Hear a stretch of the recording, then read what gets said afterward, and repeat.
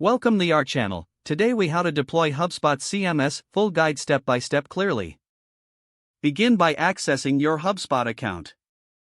Navigate to the CMS tool within the dashboard. Select the option to create a new website or blog. Choose a template that fits your design needs from the marketplace. Customize your selected template using the drag and drop editor.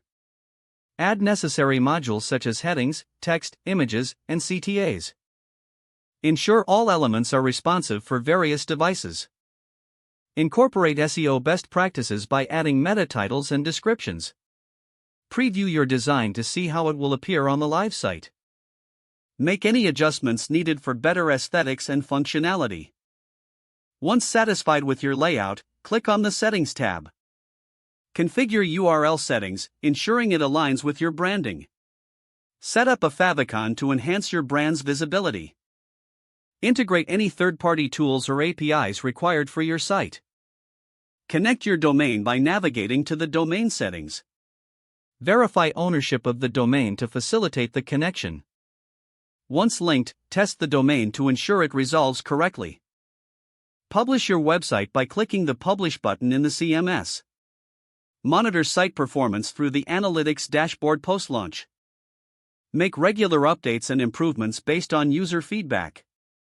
If the page does not load, refresh the browser or try again in a private or incognito window. Make sure you are using the correct email address, then retype it carefully to avoid small typos. If your password is not accepted, use the reset option and create a new strong password you can remember. Check your spam folder for verification or security emails, then complete any requested confirmation steps. Enable two-factor authentication if available to improve account security and reduce unauthorized access risk. After signing in, review your profile details so your contact information and settings are accurate and current. If you see an error message, note it down and try again after restarting your device and internet connection.